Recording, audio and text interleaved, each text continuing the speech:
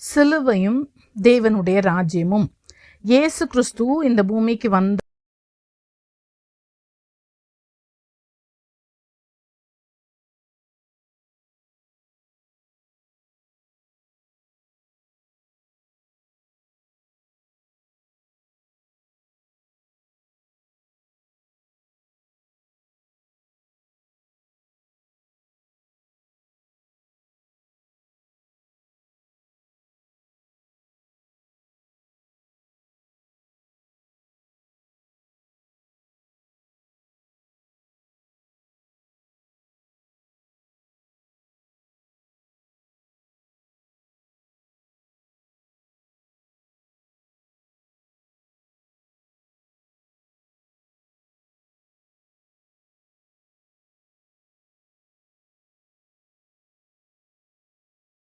அவர் ஏதோ வந்தாரு, அவரை தற்செயலா பிடிச்சி கொடிய மனிதர்கள் எல்லாம் சிலுவையில் அரைஞ்சிட்டாங்க அப்படின்னு நம்ம ஒரு வேளை நினைக்கிறோமா?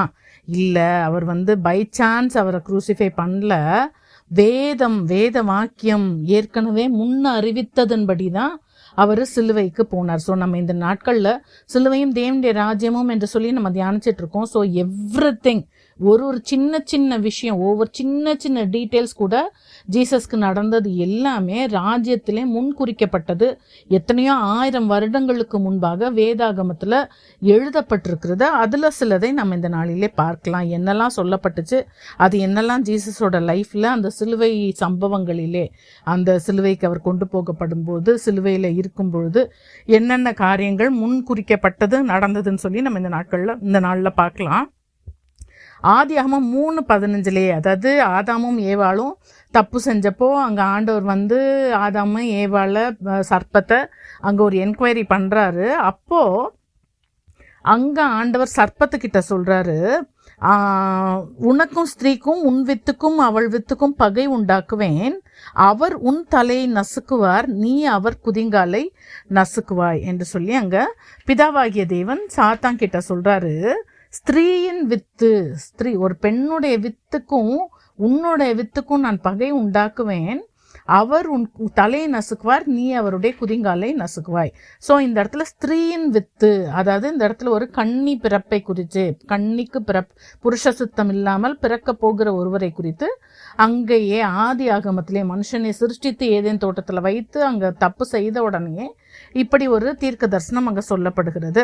ஏசாயா இதை குறித்து 7ஆம் அதிகாரம் 15ஆம் வசனத்தில் எழுதுறாரு, ஆண்டவர் தாமே உங்களுக்கு ஒரு அடையாளத்தை கொடுப்பார், இதோ ஒரு கன்னிகை கற்பவதியாகி ஒரு குமாரனை பெறுவாள், அவருக்கு இம்மானுவேல் என்று பெயரிடுவாள் என்று சொல்லி அங்கே சொல்லப்பட்டிருக்குது. ஸோ அங்கே ஆண்டவர் ஏசாயாவின் மூலமாயும் சொல்லுகிறார். அதே போல மரியாள் என்னும் ஒரு கன்னிகை மூலமாக இயேசு கிறிஸ்து இந்த பூமியில் பிறந்ததை நம்ம பார்க்கிறோம். ஸோ அதே வசனத்திலேயே இன்னொரு தீர்க்க தரிசனம் இருக்குது, அவர் உன் தலையை நசுக்குவார், நீ அவர் குதிங்காலை நசுக்குவாய். அதாவது பிசாசுடைய ரீச் அவருடைய குதிங்கால் மட்டும்தான். அப்படின்னா என்ன அர்த்தம்னா, இந்த பூமியில் அவருக்கு நடந்த எல்லா காரியங்களும், அவருக்கு துரோகம் பண்ணது, அவரை அடித்தது, துப்புனது, நிந்திச்சது, சிலுவையில் ஆணி அடித்தது, முள்முடி போட்டது, ரத்தம் சிந்தினது, தாகத்தோடு அவர் தொங்கினது, இது எல்லாம் அவருடைய குதிங்கால் நசுக்கப்படுகிறதற்கு அடையாளமாக, இது எல்லாமே நம்முடைய பாவங்களுக்காக நடந்தது. ஆனாலும் பிசாசு அவருடைய குதிங்காலை, இந்த பூமியில் உள்ளதான எல்லா உபத்திரவங்களும் கஷ்டங்களும் அதற்கு அடையாளமாக, அந்த குதிங்காலை நசுக்கினதற்கு அடையாளமாக நம்ம பார்க்கிறோம். ஆனா ஜீசஸ்க்கு பிசாசுடைய தலையை நசுக்குகிற அந்த அத்தாரிட்டி, அவருக்கு ரீச் பிசாசுடைய தலையை அவரால் ரீச் பண்ண முடிஞ்சிச்சுன்னு சொல்லி பார்க்கிறோம். கொலோசியர் 2:15 துரைத்தனங்கள், அதிகாரங்கள் எல்லாவற்றையும் அவர் சிலுவையிலே வெற்றி சிறந்தார்னு பார்க்கணும். அதாவது பிசாசுடைய எல்லா தந்திரங்கள், சூழ்ச்சிகள், திட்டங்கள், அவனுடைய அதிகாரங்கள், அவனுடைய ஆளுகைகள் எல்லாவற்றையும் தேவன் அங்கே சிலுவையிலே ஆணி அடித்தார் என்று சொல்லி நம்ம பார்க்கிறோம். ஸோ இது இயேசு கிறிஸ்துவை குறித்து, அவருடைய அந்த பாடு மரணத்தை குறித்து சொல்லப்பட்ட முதல் தீர்க்க தரிசனம் சொல்லி பார்க்கிறோம்.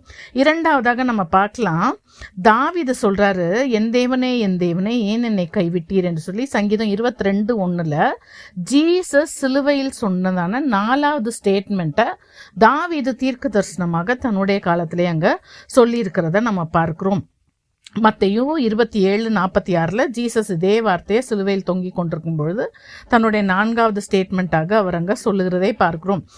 ரோமர் 8:32 தம்முடைய சொந்த குமாரன் என்றும் பாராமல் நம்ம எல்லாருக்காகவும் அவரை ஒப்பு கொடுத்தவர் என்று சொல்லி பார்க்கிறோம். அதாவது இந்த இடத்துல ஜீசஸ் ஏன் என்னை கைவிட்டீர்னு சொல்லி நம்ம அங்கே கேட்குறத பார்க்குறோம். ஆனால் உண்மையாகவே அவர் கைவிடப்பட்டாரா அப்படின்னு பார்த்தோம்னா ஆண்டவர் ஒரு நாளும் என்னை தனியாக விடமாட்டார் அப்படின்னு தான் ஜீசஸ் அங்கே சொல்லிட்டு இருக்கிறாரு.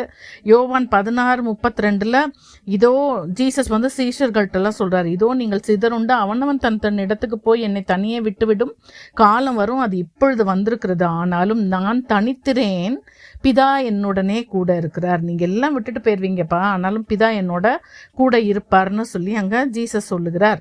சங்கீதம் 23:4 நான் மரண இருளின் பள்ளத்தாக்கில் நடந்தாலும் தேவரீர் என்னோட கூட இருக்கிறீர். அதாவது மரண இருளின் பள்ளத்தாக்கு, அந்த குருசிலே, அந்த சிலுவை மரத்தில் மரணத்தின் பாதையிலே நான் நடந்தாலும் தேவன் கூடவே இருக்கிறார். நம்முடைய எல்லா நெருக்கங்களிலும் அவரும் நெருக்கப்படுகிறார். சங்கீதம் 22:24 உபத்திரவப்பட்டவனுடைய உபத்திரவத்தை அவர் அற்பமாய் எண்ணாமலும் அருவருக்காமலும் தம்முடைய முகத்தை அவனுக்கு மறைக்காமலும் இருந்து தம்மை நோக்கி அவன் கூப்பிடுகையில் அவனை கேட்டருளினார் என்று சொல்லி நம்ம பார்க்கிறோம். யோசிச்சு பாருங்களேன், அதுவும் ஒரு குமாரன் படுகிற பாட பிதாவானவர் பார்க்கணும்னா அது இன்னும் எவ்வளோ கொடுமை. அதாவது ஒரு குமாரன் அதன் வழியாய், அந்த பாடுகளின் வழியாய் போகிறது, அது ஒரு பெரிய கொடுமைன்னா அதை பார்க்க வேண்டிய பிதா அது இன்னும் எவ்வளோ பெரிய கொடுமை என்று சொல்லி நம்ம யோசிச்சு பார்த்தா தெரியும். இந்த இடத்துல ஆக்சுவலாக என்ன நடந்துச்சுன்னா, பிதா தம்மை விட்டு தூரமாக இருக்கிறது போல. ஏன்னா அவ்வளோ நாளும் க்ளோஸாக எல்லாமே அவர் சொன்னதை இவர் சொன்னார், ஜீசஸ் சொன்னார், பிதா சொல்கிறத தான் இங்கே ஜீசஸ் பேசினார், பிதா செய்ய காண்கிறதே தான் ஜீசஸ் இந்த பூமியில் செய்தார். அந்த மாதிரிலாம் அவ்வளோ க்ளோஸாக ஒரு நாளும் தனியாக இல்லவே இல்லாத அந்த ஜீசஸ் சிலுவையில் he felt that the father was quite far away. அதை குறித்து அதே அந்த சங்கீதம் 22ஆம் அதிகாரத்தில் தான் நான் 1ஆம் வசனத்தில் பார்த்தோம், ஏன் என்னை கைவிட்டீர். அதிலே 11ஆம் வசனத்தில் பார்க்குறோம், என்னை விட்டு தூரம் ஆகாதேயும், ஆண்டவரே என்னை விட்டு தூரமாக போகாதீங்க அப்படின்னு. ஸோ அதை தான் அவர் கைவிட்டதாக அவர் சொல்லுகிறதாக நம்ம எடுக்கலாம். அப்படியே இல்லாவிட்டாலும், ஏன்னா இந்த எல்லா பாடலையும் த்ரூ இட் ஆல், இந்த எல்லா சஃபரிங்ஸ்லையும் பிதா ஜீசஸை கைவிட்டாருன்னு நம்ம சொல்லவே முடியாது.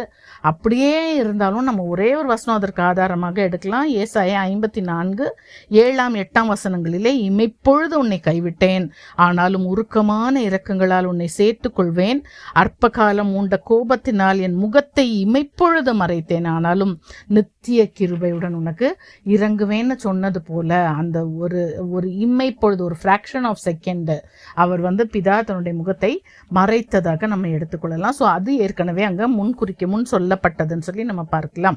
மூன்றாவதாக தாவீது 31ஆம் சங்கீதம் 5ஆம் வசனத்துல உமது கையில் என் ஆவியை ஒப்புவிக்கிறேன் அப்படின்னு ஜீசஸ் சிலுவையிலே லூக்கா 23:46 சொன்னதான 7வது வாக்கியத்தை அந்த இடத்துல தாவீது தீர்க்க தரிசனமாக முன் உரைத்திருக்கிறார் என்று சொல்லி நம்ம பார்க்கிறோம்.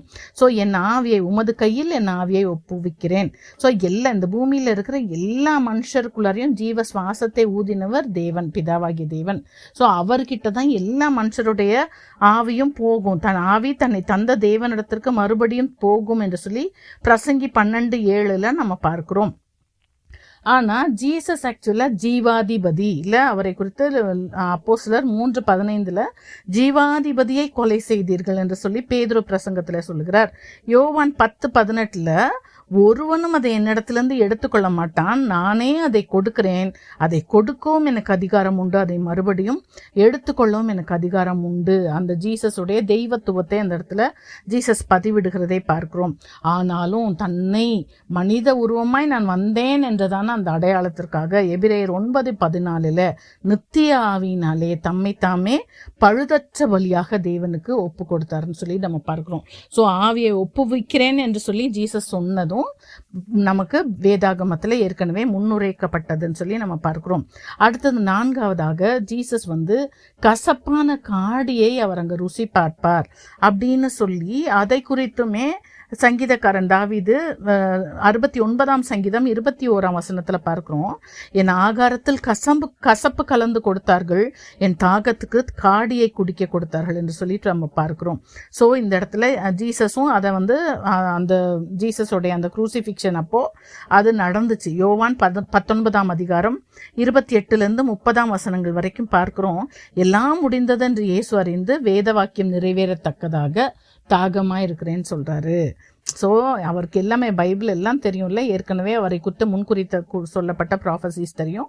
ஸோ அவர் தாகமாக இருக்கிறேன்னு சொன்னார். உடனே கடற்காளானை காடியிலே தோய்த்து அவருடைய வாயிலே நீட்டி கொடுத்தாங்க. இயேசு காடியை வாங்கின பின்பு முடிந்தது என்று சொல்லி தலையை சாய்த்து ஆவியை ஒப்பு கொடுத்தார் என்று சொல்லி நம்ம பார்க்குறோம். ஸோ இந்த பூமியில் நம்ம கஷ்டத்தினூடே போகும்போது யோசிச்சு பாருங்களேன், இது எவ்வளோ சின்ன ஒரு டீட்டெயில், ஒரு காடியை அவருடைய தாகத்துக்கு கொடுப்பாங்கன்ற டீட்டெயில் வரைக்கும். ஸோ நம்ம இந்த பூமியில் நமக்கு இருக்கிற எல்லா கஷ்டங்களும் உபத்திரவங்களும், அந்த உபத்திரவங்களின் நடுவில் நம்ம என்ன ருசி பார்ப்போம், அது வரைக்கும் ஆண்டவர் எல்லாமே அவர் அறிந்து தான் நடக்குது.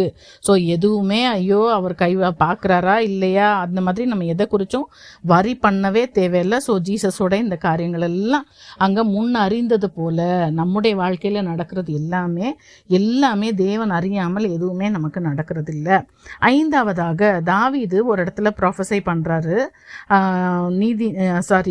சங்கீதம் 34:20 நீதிமானை குறித்து சொல்லும்போது அவனுடைய எலும்புகளை எல்லாம் அவர் காப்பாற்றுகிறார், அவைகளில் ஒன்றும் முறிக்கப்படுவதில்லை. நீதிமானுடைய எலும்புகள் ஒன்றும் முறிக்கப்படுவதில்லைன்னு தாவீது சொன்னதான் அந்த தீர்க்க தரிசனம் நிறைவேறுதலை நம்ம பார்க்கிறோம். யோவான் 19ஆம் அதிகாரம் 31லேருந்து 36ஆம் வசனம் வரைக்கும் அங்கே யோவான் எழுதுறாரு, சனிக்கிழமை ஓய்வு நாள், அது பெரிய ஓய்வு நாள். ஏன்னா அதுக்கு மறுநாள் பஸ்கா பண்டிகை. அதனால பஸ்கா பண்டிகைக்கு முந்தின நாளாகிய அந்த வெள்ளிக்கிழமையில் தான் ஜீசஸை சிலுவையில் அறைந்தாங்க. கூட 2 கள்ளர்களையும் 2 பக்கம் அங்கே அரைஞ்சாங்க. யூதர்கள் இந்த 3 பேருடைய உடலும் நாளைக்கு பஸ்கா தொடங்குது, அது பஸ்காவுடைய முதல் நாள். அப்போ அங்கே அது வரைக்கும் இவங்களுடைய அந்த சரீரம் அந்த சிலுவையில் தொங்கிட்டு இருக்க வேண்டாம் அப்படின்னு சொல்லிட்டு இவங்க போய் என்ன செய்கிறாங்கன்னா, பிலாத்துக்கிட்ட இந்த யூதர்கள்லாம் பெர்மிஷன் கேட்குறாங்க. அவங்களுடைய 3 பேருடைய அவங்க இன்னும் சிலுவையில் போட்டாச்சு, அவங்க சாகும்படிக்கு அவங்களுடைய கால் எலும்புகளை உடைச்சிட்டு அந்த உடம்ப அவங்களை இறக்கிட்ட பிறகு அவங்க ஓடிடக்கூடாது. ஸோ அவங்கள அந்த கால் எலும்புகளை முறித்து நம்ம சிலுவையிலேருந்து இறக்கும்படிக்கு யூதர்கள் அங்கே பெர்மிஷன் கேட்குறாங்க பிலாத்துட்ட. அவரும் பெர்மிஷன் கொடுக்குறாரு. யோவான் 19:32 பார்க்குறோம், போர்ச்சேவகர் போய் என்ன செய்கிறாங்கன்னா 2 கள்ளர்களுடைய கால் எலும்புகளையும் முறிச்சிட்டாங்க. இயேசு கிட்ட வந்தாங்க 33ஆம் வசனத்தில், அவர் ஏற்கனவே மரித்திருந்ததை கண்டு அவருடைய கால் எலும்புகளை முறிக்கவில்லை. புரியுதா? ஸோ நம்ம அது 36ஆம் வசனத்தில் பார்க்குறோம், யோவான் எழுதுறாரு, அவருடைய எலும்புகளில் ஒன்றும் முறிக்கப்படுவதில்லை என்கிற வேத வாக்கியம் நிறைவேறும்படி இவைகள் நடந்தது. யோசிச்சு பாருங்களேன், நம்ம அப்போது ஏதோ ஒரு பாடுகளின் வழியாக நம்ம போகிறோம், அந்த இடத்துல கூட நம்முடைய எலும்புக்கு என்ன நடக்கணும், நம்முடைய நரம்புக்கு என்ன நடக்கணும், நம்முடைய சரீரத்திற்கு, நம்முடைய சதைக்கு, இது எல்லாமே அவர் முன்குறித்தது. ஸோ இன்னைக்கு யாரெல்லாம் சரீர பிரகாரமாக பலவிதமான பாடுகளின் வழியாய், ஒரு வேளை கேன்சரோ இல்லை கிட்னி ஃபெயிலியரோ வேறு என்ன பிரச்சனைகளின் வழியாய் போயிட்டு இருக்கீங்கனாலும் அது எல்லாம் தேவன் அறியாமல் ஒன்றும் நடக்கலை. அவர் சர்வ வல்லவர், அவரால் சுகமாக்க முடியும். சில காரியங்கள் அவர் அனுமதிக்கிறார். அது எதற்கென்று சொல்லி அவர்கிட்ட போய் நம்ம கேட்கும்போது தான் தெரியும். ஸோ எதை குறிச்சும் கைவிட்டது போல தயவு செய்து நம்ம ஃபீல் பண்ண தேவையில்லை. அடுத்தது 6வதாக என்ன தீர்க்க தரிசனம் சொல்லப்பட்டுச்சுன்னா, சகரியா சொல்றாரு, அவர் நேசித்தவங்க எல்லாம், கூடவே இருந்தவங்க எல்லாம் ஓடி போயிருவாங்க அப்படின்னு. சகரியா 13:7 மெய்ப்பனை வெட்டு, அப்பொழுது ஆடுகள் சிதறி போகும் அப்படின்னு சொல்லி அங்க ஒரு ப்ராஃபஸி அவர் சொல்லுகிறார். யோவான் 16:32 இதோ நீங்கள் சிதறுண்டு அவனவன் தன் இடத்துக்கு போய் என்னை தனியே விட்டு விடும் காலம் வரும். நாங்க ஜீசஸ் சொல்றாரு, நீங்க எல்லாம் போயிருவீங்க. ஆனா அதே மாதிரி நடந்துச்சு. மத்தேயு 26:56 தீர்க்கதரிசிகள் எழுதியிருக்கிற வசனங்கள் நிறைவேறும்படி இவைகள் எல்லாம் சம்பவிக்கிறது என்றார். அப்பொழுது சீஷர்கள் எல்லாரும் அவரை விட்டு ஓடி போனாங்க. ஸோ இந்த நாட்கள்லையும் நம்முடைய கஷ்டத்தில் யார் நம்ம கூட இருப்பா, நம்முடைய சுகத்தில் யார் நம்ம கூட இருப்பா, எல்லாமே கடைசி வரைக்கும் நம்ம கூட யார் இருப்பா இருக்க மாட்டாங்க, யார் ஓடிடுவா, எல்லாமே ஆண்டவருக்கு தெரியும். அதே மாதிரி 7ஆவதாக யூதாஸ் தன்னை காட்டி கொடுப்பான். அதாவது கூடவே இருக்கிறவன் ஒருத்தன் காட்டி கொடுப்பான் அப்படின்னு ஆண்டவருக்கு அது ஏற்கனவே முன்குறிக்கப்பட்டது. சங்கீதம் 41:9 தாவீது சொல்றாரு, என் பிராண சிநேகிதனும் நான் நம்பினவனும் என் அப்பம் புசித்தவனுமாகிய மனுஷனும் என் மேல் தன் குதிகாலை தூக்கினான். ஸோ கூடவே இருந்த என் பிராண சிநேகிதன், என்னோட டியரஸ்ட் உயிர் நண்பன், அவன் எனக்கு விரோதமாய் குதிங்காலை தூக்கினான். யோவான் 13ஆம் அதிகாரத்தில் ஜீசஸும் அவருடைய சீஷர்களும் பஸ்கா பண்டிகை நடக்குது. அங்கே இவங்க பஸ்கா ஆசரிக்கிறாங்க. அப்போ எல்லாம் சாப்பிட்டுட்டு இருக்காங்க. ஜீசஸ் சீஷர்களுடைய பாதங்களை கழுவும் போது 11ஆம் வசனத்தில் சொல்றாரு, தம்மை காட்டி கொடுக்கிறவனே அவர் அறிந்திருந்தபடியால் அவர் சொல்றாரு, நீங்க எல்லாரும் சுத்தமுள்ளவங்க இல்லை அப்படின்னு சொல்றாரு. அதுல 18ஆம் வசனத்துல பார்க்கிறோம், வேத வாக்கியம் நிறைவேறத்தக்கதாக என்னுடன் அப்பம் புசிக்கிறவன் என் மேல் தன் குதிகாலை தூக்குவான்னு சொல்றாரு. அவர் சொல்றாரு, அது நடக்கும்போது நானே அவர் என்று நீங்க விசுவாசிப்பீங்க அப்படின்னு சொல்றாரு. அதே மாதிரி 3 வருஷம் கூடவே இருந்து சாப்பிட்டு பழகினவன், அன்பா இருந்தவன் அவரை காட்டி கொடுத்ததே பார்க்கிறோம். ஸோ நமக்கு பைபிள் நமக்கு கிளியரா வீட்டாரே சத்ருன்னு இருக்கு. ஸோ யாரு நமக்கு என்ன செய்வாங்க? ஆனா ஜீசஸ் கடைசி வரைக்கும் 11 பேரையும் நேசிச்ச மாதிரி தான் அந்த பர்சனையும் நேசிச்சாரு. ஸோ நம்ம சைடில் நம்முடைய கடமைகளை கிளியராக செஞ்சுட்டு போயிட்டே இருக்கணும். யாரால நமக்கு தீமைன்னு நமக்கு தெரியணும்னு தேவையில்லை. நான் ஆண்டவர் தன்னுடைய ரெக்கார்டில் அதெல்லாம் எழுதியிருக்கிறாரு. ஸோ அது அப்படியே நடக்கும். அடுத்தது 8ஆவதாக அவருக்கு ஜீசஸ்க்கு 30 வெள்ளிக்காசுக்கு தான் மதிப்பு. அது அவ்வளோ ரூபாய்க்கு தான் உங்களுக்கு அந்த கரெக்டான அந்த அமௌண்ட்டு கூட அது முன்னுரைக்கப்பட்டது. சகரியா 11:12 சகரியா தன்னை ஏற்றுக்கொள்ளாத இஸ்ரவேல் ஜனங்கள்கிட்ட சொல்றாரு, சரி இனி நான் உங்கள் மேய்ப்பனா இருக்கல, எனக்கு என் கூலியை கொடுங்கப்பா, என்னை விடுங்க அப்படின்னு சொல்றாரு. அப்போ அவருக்கு போட்ட மதிப்பு 30 வெள்ளிக்காசுன்னு நம்ம பார்க்கிறோம். இந்த 30 வெள்ளிக்காசு யாருக்கு கொடுக்கக்கூடிய காசு? பிரமாணங்களின்படி யாத்ராகமம் 21:32 நியாய பிரமாணத்தின்படி ஒரு மாடு ஒரு அடிமையை முட்டினால், ஒரு சாதாரண மனுஷன் அல்ல, ஒரு அடிமையை முட்டினால் அந்த அடிமையோட எஜமானுக்கு 30 வெள்ளிக்காசு கொடுக்கணுன்றது பிரமாணம். ஸோ ஜீசஸை வெறுமனே ஒரு அடிமையாக தான் அந்த இடத்துல மதிப்பு போடுறாங்கன்னு பார்க்கிறோம். இந்த யூதாஸும் அதுக்கு கன்சென்ட் கொடுக்குறாரு.